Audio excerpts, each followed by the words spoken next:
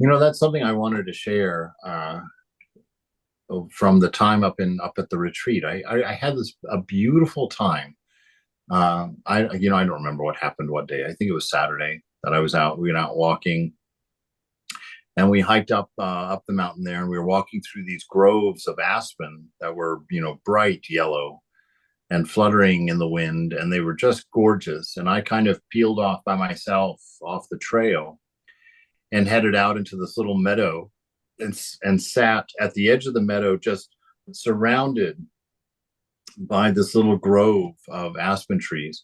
There'll be a video of it in one of the vlogs. Actually, the last vlog I did was that, so it's up there. And I was talking about what I wanted to talk about. I sat there and I was alone. Everybody else had gone and done the same thing, but elsewhere, or were just hiking up farther up the trail. And I was just, the beauty was so, it was, it reached that maximum level where you can't really appreciate it. It's like, there was just too much in too many different forms all around. And we'd been at the retreat and we'd been doing a lot of practice. And so the mind was in a beautiful stillness, a very nice place. And just sitting there and, we had talked the night before a little bit about this idea of our relationship with God as, and a little bit of what we talked about in the Vedic Christian class on Thursday night, which I'm just now realizing I haven't put up yet.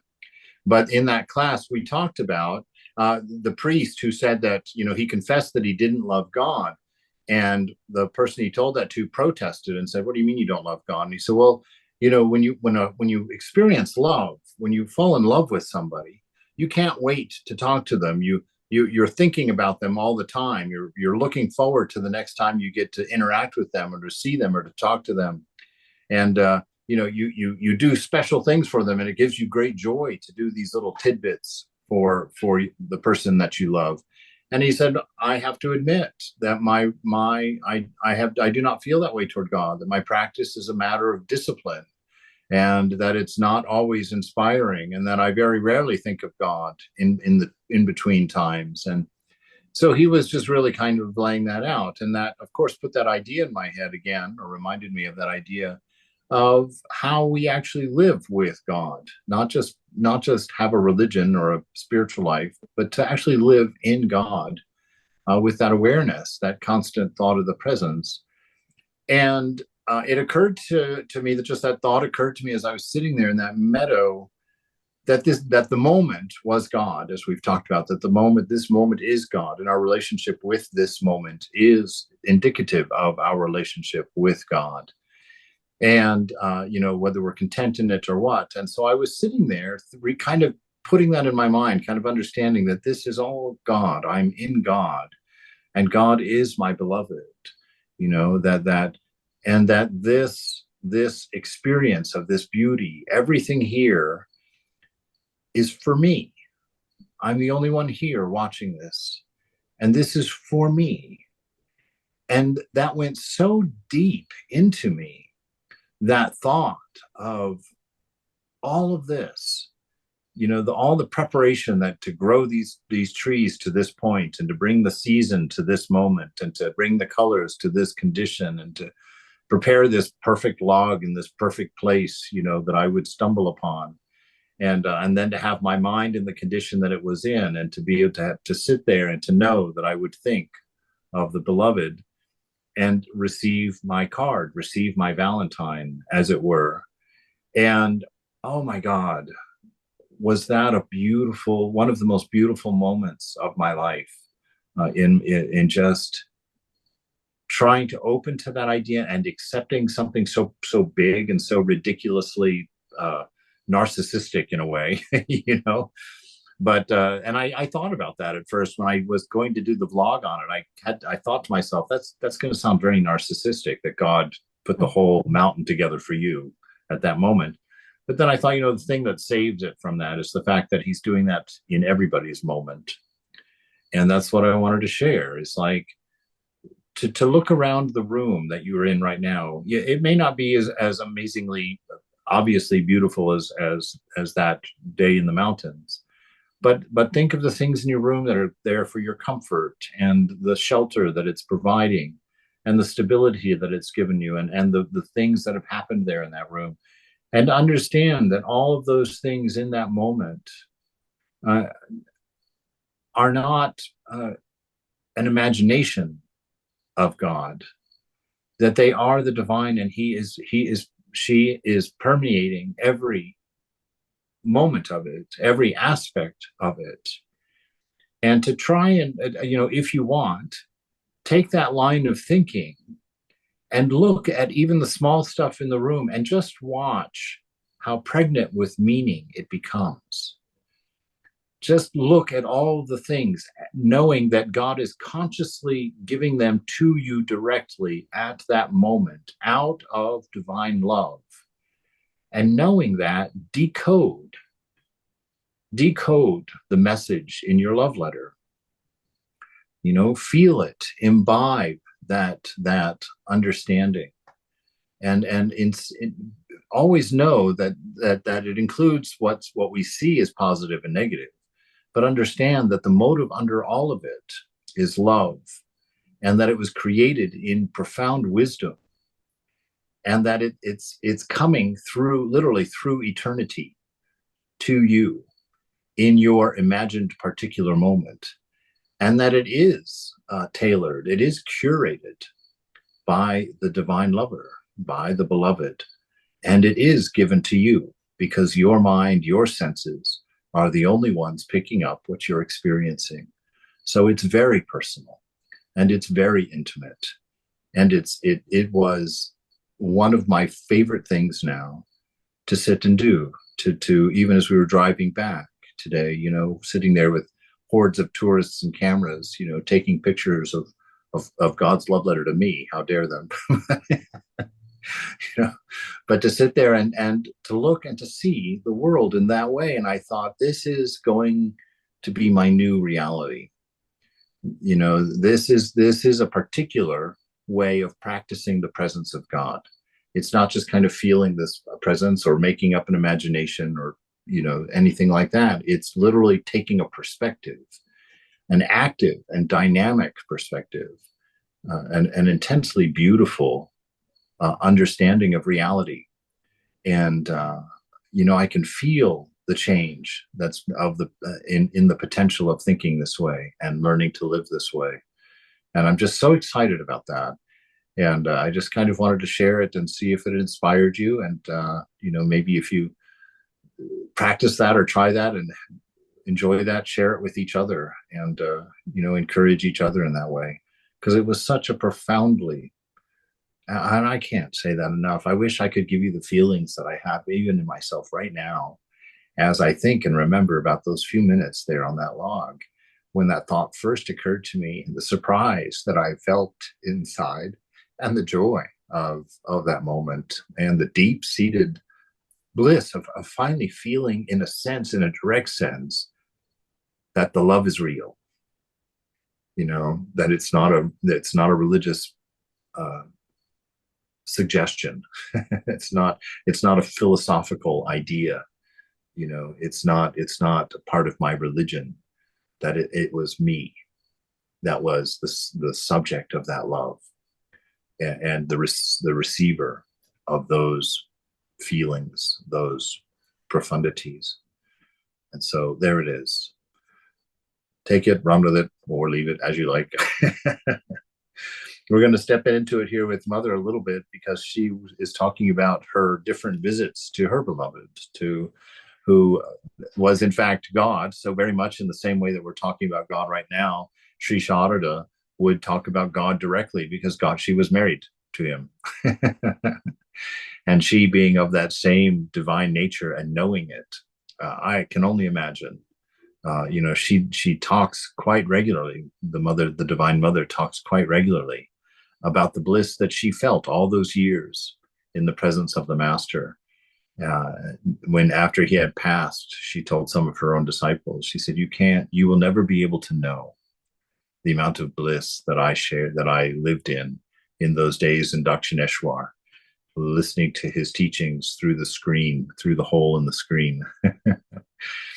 And so, when we read things like that, I get nervous that we become callous to them, or we assign them to another time and another place and another person, and we lose the understanding that the only reason this was written down was to describe our relationship with the beloved in its true form.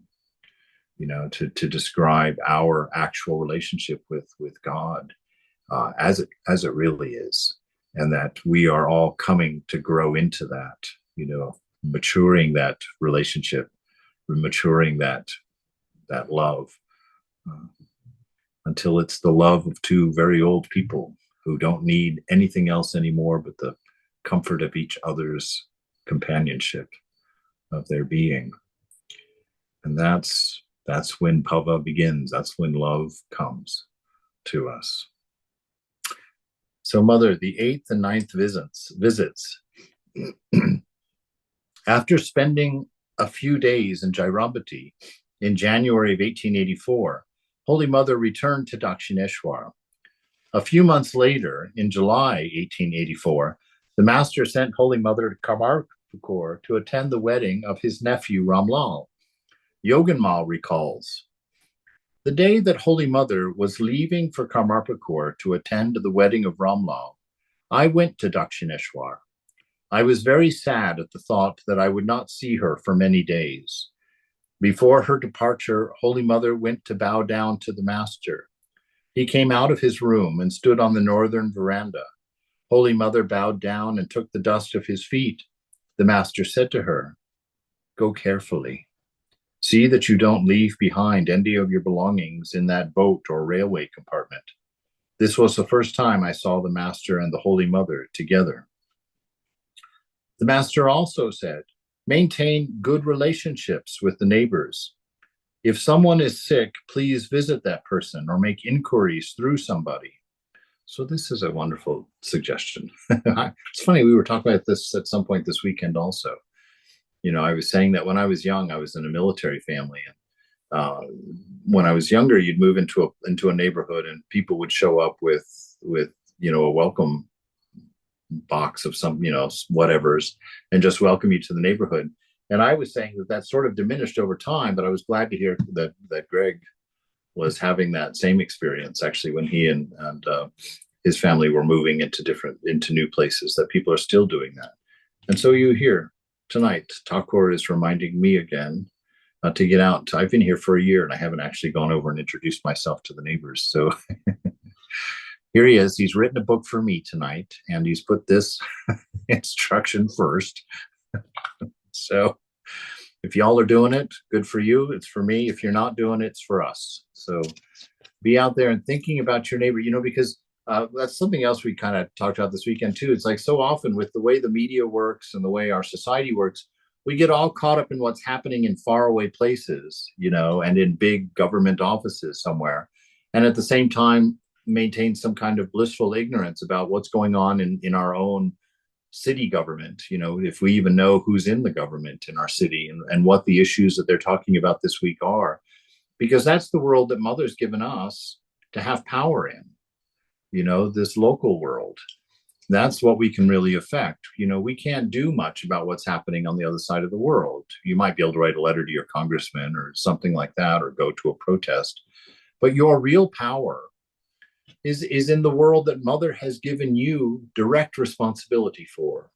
Your home, your family, your friends, your neighborhood, your city, your school district. That this is what Mother has put in your purveyance.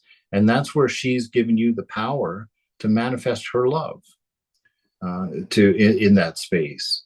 She's given you the power there to manifest her ideal, which is that unconditioned love, and action based on a deep and profound wisdom of the joy of being in the moment, and to carry that positivity and that freedom in your local space.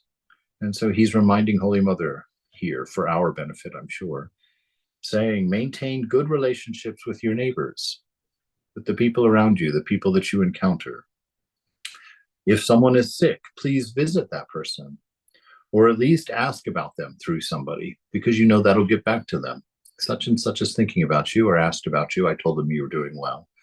And that's always a wonderful feeling, when you know that somebody noticed, you know, noticed that you were homesick or that you weren't around.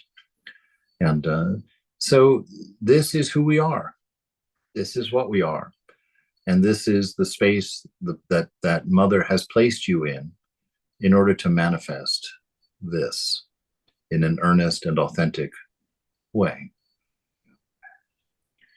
During this trip, Holy Mother went with others by train from Howrah to Burdwan, and from there to Karmarpakor by bullock cart via Uchalan. The distance between Howrah and Burdwan is 67 miles, and between Burdwan and Karmarpakor, 30 miles. So you're seeing the long distances she's traveling, and she's traveling in the back of a bullock cart. So it's, we're not talking upholstered seats with springs.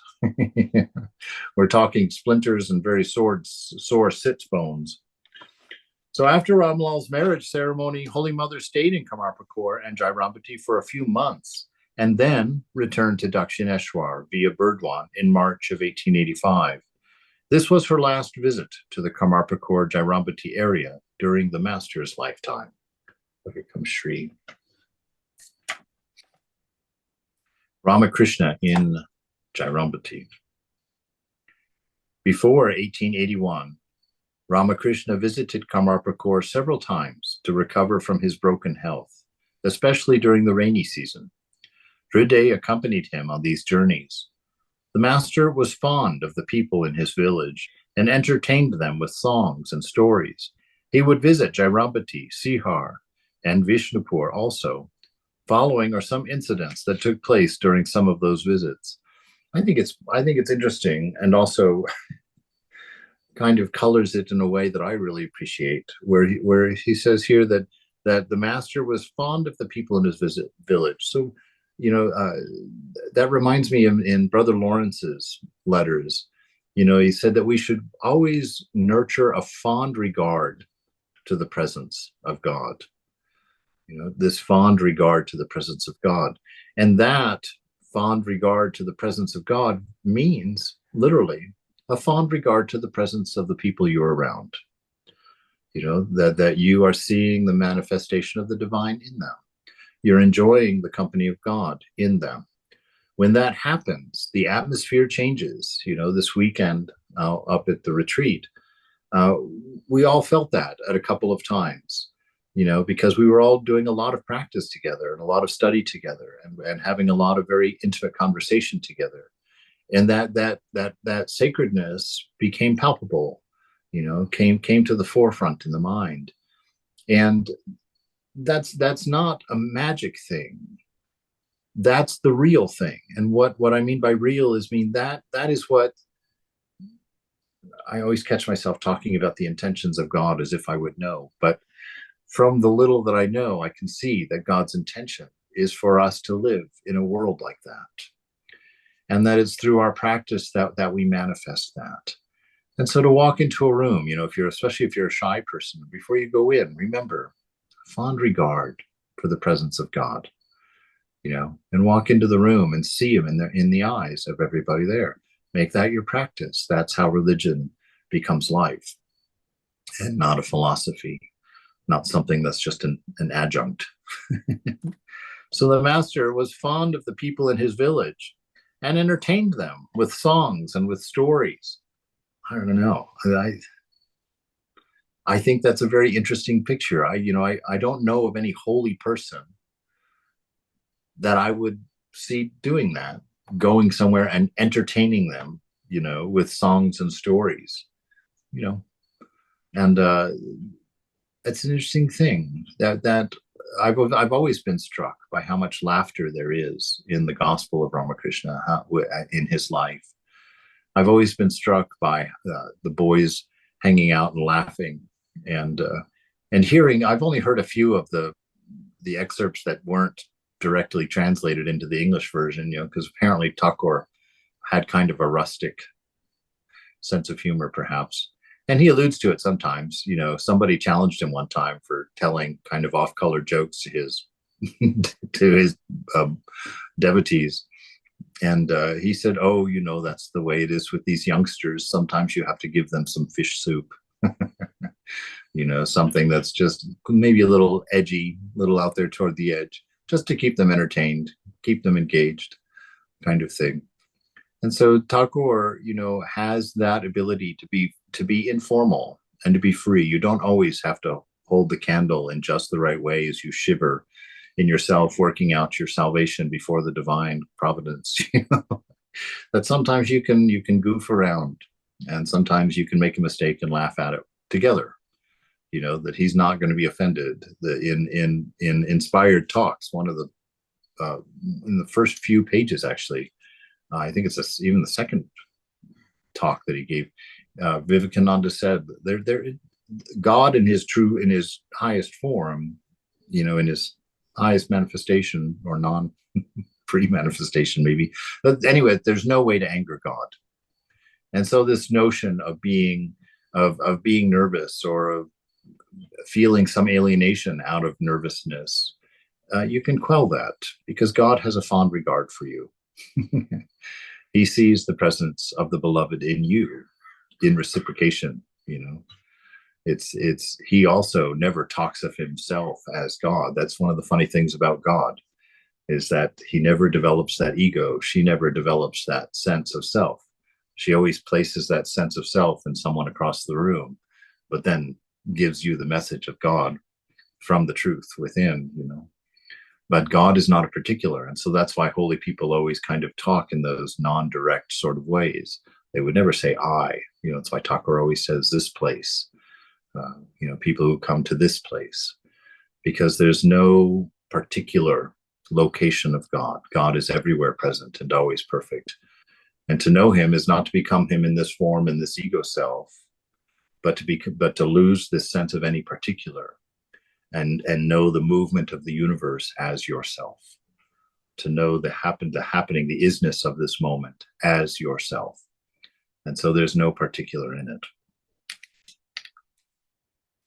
So that's out of those a couple of sentences there. Just enjoy your neighbors, have a fond regard for them, see God in them, and look after them. Make them your family. Like Mother says, she made everyone her children. So take care of your social circle as your children. When they come to your house, don't forget about them. Always have something that you've purchased to share with them. Oh, here are some nuts for you. Your favorite ones, actually. I thought about it. How wonderful that would be to have a little space in your cupboard that just has a collection of things for people that that might come by, that they would like to have, and to try and live our life that way. Inside I'm thinking, you hypocrite. I don't have anything in my fridge for anybody, but I'm learning too. I'm growing in this also, and seeing these wonderful ideals as we let go of these selfish minds, these small minds, as we let go of these hungry bodies and begin to know ourselves as free and not defined by our shortcomings or our good doings. Once in Jairambati, the master went to bed after supper, and then he went into ecstasy. He felt terribly hungry and asked for some food. Holy Mother told him that there was nothing except for some rice soaking in water. The master said, serve that to me. But there are no vegetables, she told him. The master replied, why don't you look more carefully? Today you made a hot fish curry. See if any of that is left. Okay. My mind went very mischievous there, because I know a lot of swamis won't eat leftovers. And now I have a verse to convince them that they should probably eat some leftovers. Their food doesn't always have to be fresh. So here Thakur is telling her, look more carefully, see if there's some fish curry left over for me. Holy Mother went to the kitchen and found that a tiny fish and some sauce were left at the bottom of a bowl. The master was happy when she brought it to him. He ate 3 pounds of soaked rice with that fish and was satisfied. Oh my God, 3 pounds. This ecstasy takes a lot of energy. Yes, indeed. So, here we have it. The mother made him 3 pounds of rice and found some leftover curry, and how overjoyed he was. I mean, that's not That's not a fancy meal. That's doing with what is, you know. So he's demonstrating even that in such a simple thing, being satisfied with what is, seeing the moment as perfect. You know, yeah, well, okay, soaked rice, that's fine. It's not even cooked, it's soaking, you know, probably to be flattened at some point. But so it's just soaking, and then some leftover, little tiny amount left in the bottom of a bowl. She brings Can it I to him. mention something, Maharaj? Yes, please. There is a story of Krishna, you might have heard it, when Panjali, that is Draupadi, they were Mm-hmm. all in the forest, and the Kauravas sent some people, the very angry type of a Swami, Uh-huh. Durvasa, and with 1,000 of his people to Wow. go there for lunch to the Pandavas once Draupadi has eaten, because Wow. she had a bowl which can serve everybody. The food will be unending up until she eats. She's the last Mm. person to, and after that there won't be any food in the bowl. So they sent him right at that time so that the Swami will curse him. So Draupadi had nobody else. He called Krishna. She called Krishna to come and help. And Krishna came saying that he was very hungry. He said, "But that is why I called you. I have no food." She said, "There should be something." He said, "No, I washed the bowl and I washed them real good." He said, "Look carefully. There should be something." And she looked in the bowl and there was one piece of rice and one piece of green stuck to the bowl. He ate that, and then all the Swami and his people who had gone to take a bath before lunch they were completely satisfied. They could not eat another morsel. So they felt so embarrassed to go back to them. And so they took another route and went away. So Wow. when the gods eat something, maybe they are feeding a whole lot of hungry people.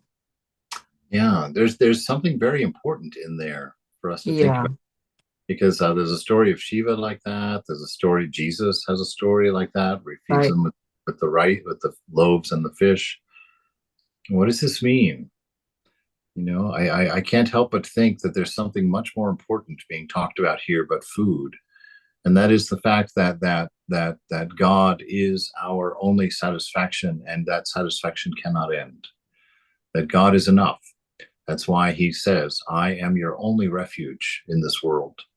Don't go to anything else, anywhere else, to get your hungers, your thirsts, of whatever nature they might be. Don't go anywhere else for these fulfillments. I am your only refuge. And through these examples, he's showing that's enough. God will satisfy you. He is your fulfillment. He will make the moment visibly and experientially perfect for you. You know, that is the promise. It may not appear that way. We have learning to do, and that may be the whole gift of the moment at that time for us. But you know, through this touching that love, through us trusting this love, this divine grace, we'll find out what perspectives we have to change, what attachments, not what attachments, all attachments have to go. Sorry to say for you, but to let go of these things that we've been holding on to satisfy ourselves. You know, we always I've talked about in the past that saying God is everywhere present and always perfect. That this moment is always ideal. It's always perfect, and it's important to know that that doesn't mean that the moment is perfect for a body, right? Because it's not ever going to be perfect for the body. The body is material. It's decaying even as we sit here, and it may not be perfect for the mind, because minds change constantly and are unstable always, and will always conjure desires and discomforts and wants and needs. But we have to understand and find the truth within that we are not those things. And when we discover that we're more of a silence, a profound silence that makes space and room for everything, when we come to know the soul, that's when we find the perfection of the moment. And then I think there's some significance here in both, in the case of this story with Sarada, of this, are you sure? Are you sure that you're not satisfied? Are you sure that you're not happy in this moment? Are you sure there's nothing you haven't considered? Look more closely, look more deeply within. Find a stitch of this reality in there and test it, eat it, make it part of your sense of self. And you'll find this bliss, you'll find this fullness, you'll find this eternal satisfaction. Maybe that's one idea of what's being presented here amongst many others. Some people in Jairambati often ridiculed the master by calling him the mad son-in-law. Now and then he would jump up from his seat and exclaim, "This time everyone will be liberated, including the Muslims and the untouchables. None will be left behind."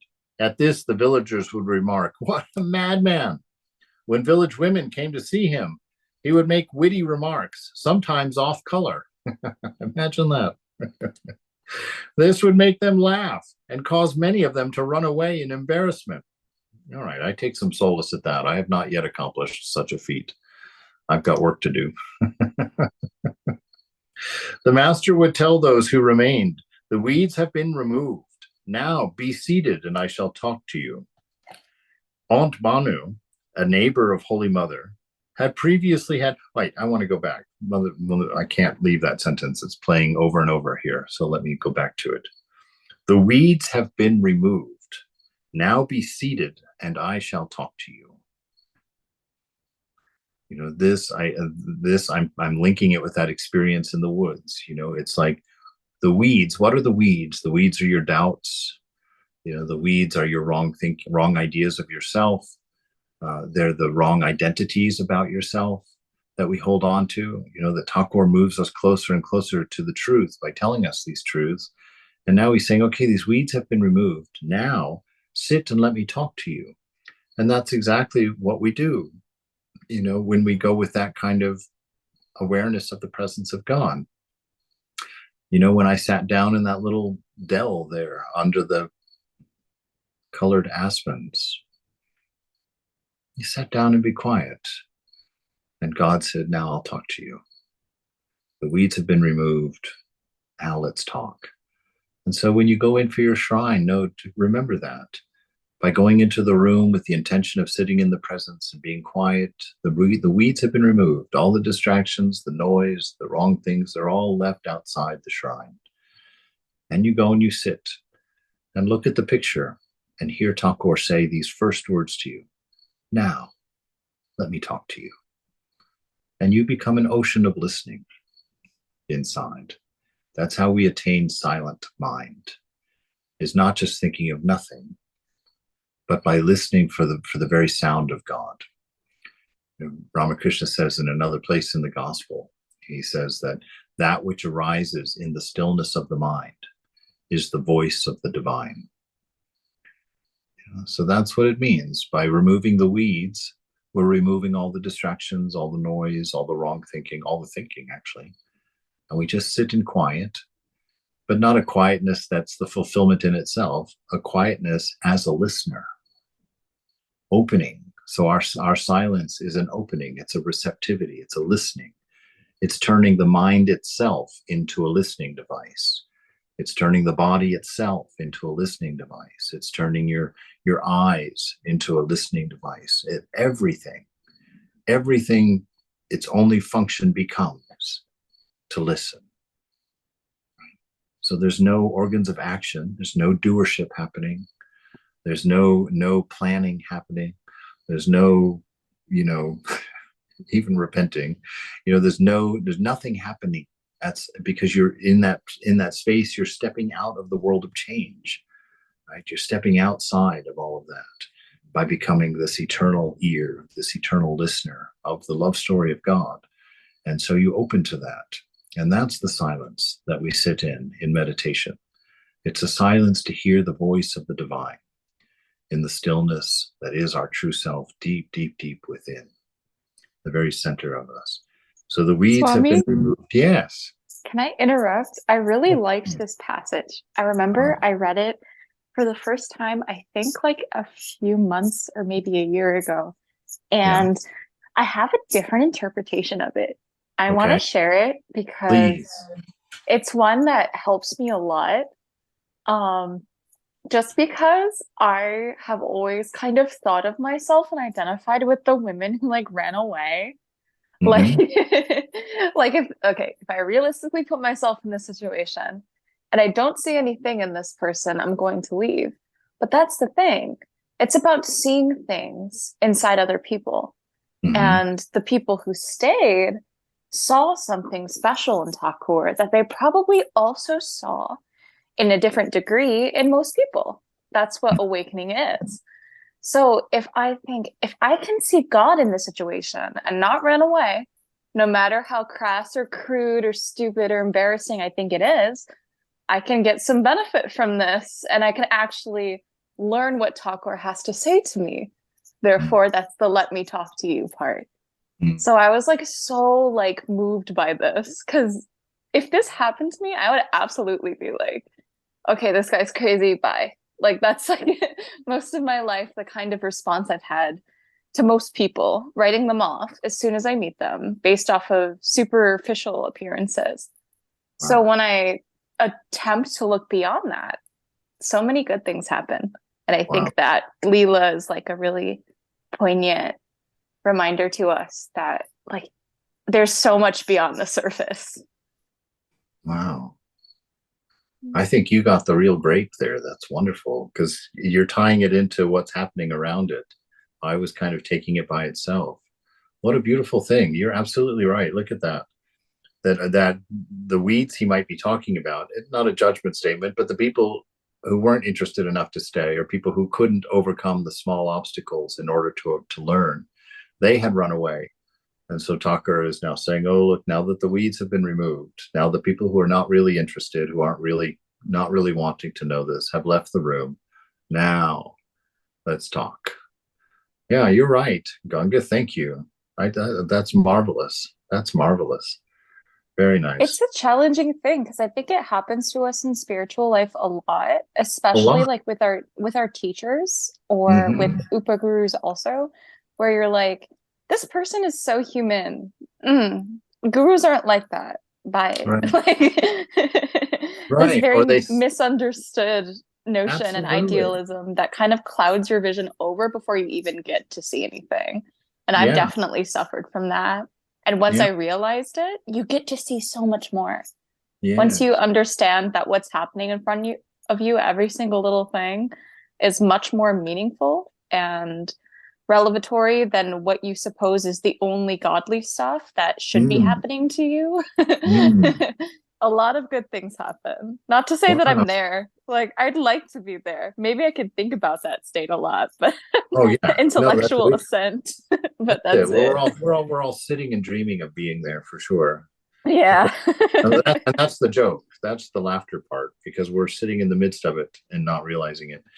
Yeah, you're absolutely right, and that's beautiful.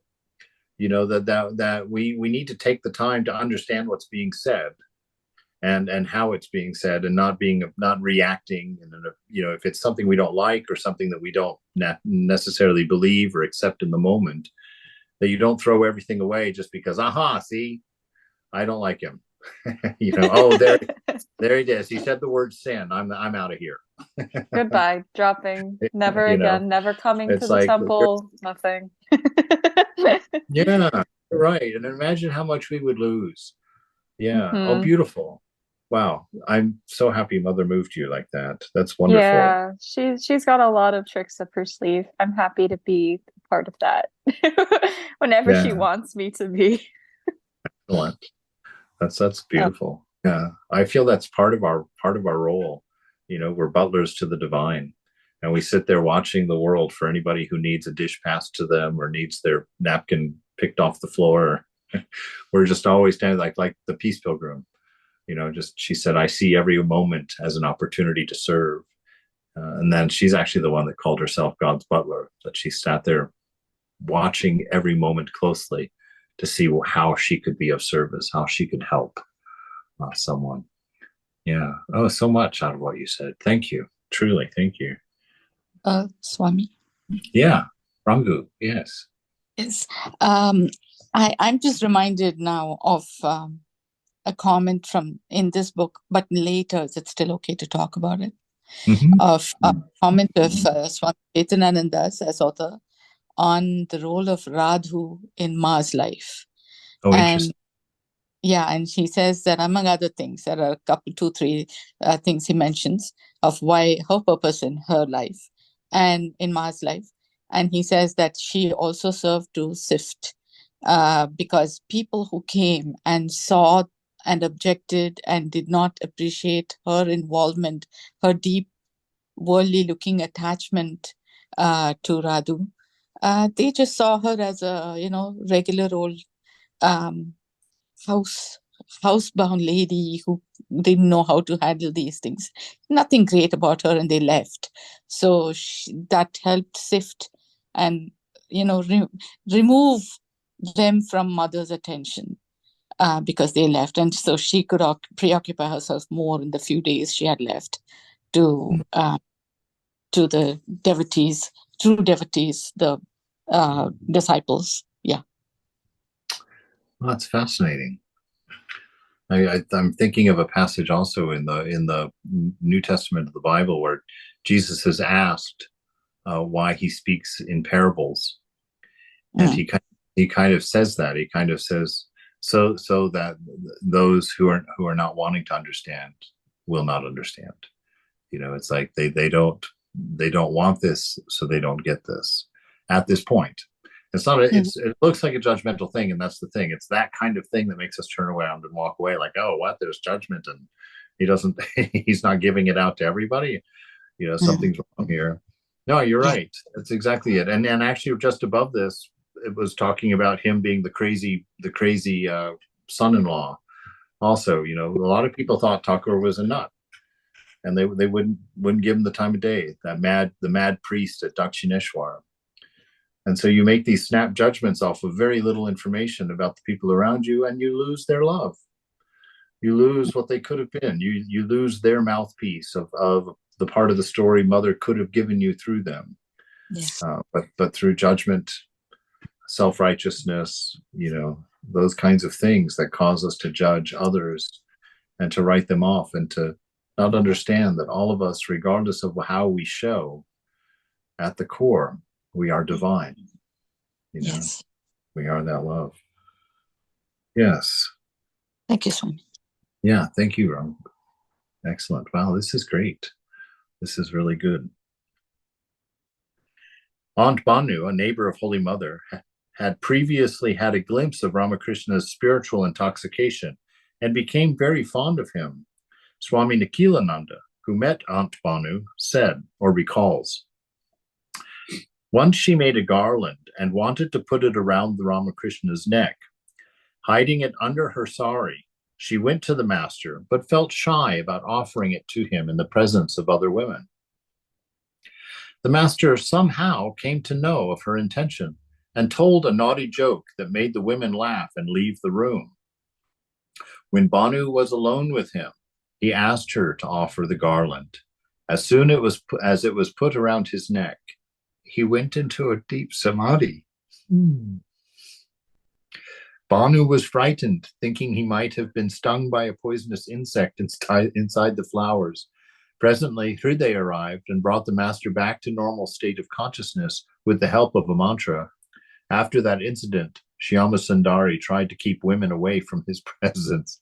So everybody's misunderstanding. But yes, isn't that beautiful that God will accept your private gift, your private offering? And if you're too shy to offer it, he'll make the arrangements. He'll fix it. That really is underneath it all. That your relationship with God is in her hands. It's going to be all right. You're going to get there, and that, yes, we have our moments of shyness. We have our moments of guiltiness. We have our moments of, strong feelings of inadequacy, or, we look at this ideal. I remember when I was in Bellarmont for my sannyas, for my final vows. And for the 10 days before that, every day for quite some time, we would chant the sannyas mantras. Oh my God. You know, you sit there chanting this ideal, and you're sitting there knowing who you are, you know, knowing intimately your own mind, and to sit there and to chant these mantras. You know, I remember I was just like, this is blasphemy for me to be doing this. This is absolute blasphemy. You know, and I remember going and laying on the floor of Swami Brahmananda's temple before the final night when we were going to take our vows, and I felt that way. I was like, this is awful. You know, these ideals, the people who have walked before me in these ideals, I just was like, how can this be done? How can this be done? And I prayed that if it wasn't proper, it wouldn't happen, you know, and kind of did the thing where I was like, I'm not going to be responsible. if this happens, it's because you let it happen, and so you're responsible, and I'm not going to sit here and go through this pain of judging myself. And I think that's the key. You just lay the garland around the master's neck. You know, you give your offering, and you leave it. You don't overthink it. You don't judge. You don't anything. You just be in the moment, give your gift, and be what you are in that space, and know that the Divine Mother will make it right. The Divine Mother will make it the best, and it will become a blessing to you. So our self-confidence comes from a self with a capital S, and that confidence comes through grace alone. Right? So our confidence is not in our abilities or our qualities or our accomplishments. Our confidence is in grace. Yes, absolutely, you're right. I fall short in every way. You're absolutely right. And absolutely right, by law alone, I should resign. I should stop trying. I should just walk away and leave it at that. But there's more to this story. The grace of my beloved has inspired me, and I can't stop. I can't turn away. I can't give up. I'm going to go through this humiliation again, and I'm going to sit before the beloved, and I'm going to learn about grace. I'm going to learn about love, and I'm going to become that ideal that seems so far away, you know, and Mother is going to make that right. And so this is how we live. It's all just laid out here for us to see in the life of our Divine Mother, in her play with Thakur, talking about these highest truths and telling them in the form of actual events, actual things unfolding, you know, to point at the reality. Once when Holy Mother was at Jairambati, the master also went there. He asked her to wash his feet with the fuller's earth, Sachimati. Seeing her loving service to her husband, some women commented, "Look what has happened to Sarada. She has no physical relationship with her husband, yet still she has so much love for him." Swami Subodhananda related this incident. One night in Jairambati, the master went to bed after supper. Afterward, Holy Mother had her supper and finished the housework. When she entered the master's room, she found a blazing light shining on the bed, but the bed was empty. She stood there the entire night with folded hands. At daybreak, the master emerged from that light and bowed down to Holy Mother, saying, "You have appeared in this form. Very good." Wow. I'm not even going to pollute that with any words. What an amazing,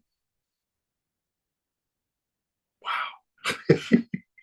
What an amazing, beautiful thing. The first part I'm going to talk about these women and that love, you know, oh, look, she doesn't get any enjoyment from her husband, any physical relationship, and yet she loves him so much. That really betrays to you the nature of human love, you know, that it's mercantile. It's mercantile, you know, I'll buy this from you, you give me this in exchange. And we see, you know, we talked about the nature of Ramakrishna's marriage. And we see that in this marriage, he's teaching us something much more than just a married couple. It's not a person that they are in love with. It's not a person that they're serving. It is the divine that they experience in each other that they love. It's the divine that they see in each other that they serve. And so there's no accounting in that kind of love because it's independent of the person. You're not looking at the actions. You're not looking at the thoughts or the words of that person. You're looking at the divine presence, the divine potential in that person. You know, and the awareness of that this is proven. I said I wasn't going to say anything, but I'm going to anyway, looks like. But this this whole thing with Sarada walks in and sees an empty bed with what's it say? With a blazing light shining. Why didn't she run out? Because she recognized her husband. Because she wasn't in love with the body. She wasn't in love with the mind. She was in love with the divine presence. And when the divine presence is what she saw, there was no fear. She stood there the whole night like this, in worship, you know. And in the morning, Thakur comes out of that light, and look at that profound. This is why we worship Holy Mother, who's the Divine Mother right here. He bows down to her, you know. So all those other times when she's taking the dust of his feet, because that's another play of God. You know, God is never the receiver. It's always a shifting thing too, you know. It's like he doesn't take because there's no need, but he allows and things happen. But he bows down to her and says, you have appeared in this form. Very good. So while she is recognizing the light in him, he comes out of the light, recognizing the form of her light. Oh, so you've manifested in this form. That is good. So this is this amazing, amazing play going on here that makes anything that I say quite silly, actually. So we're going to stop there this evening because the next one is a new chapter and we've only got 5 minutes. So with that, I'm going to turn off the recorder and open the floor further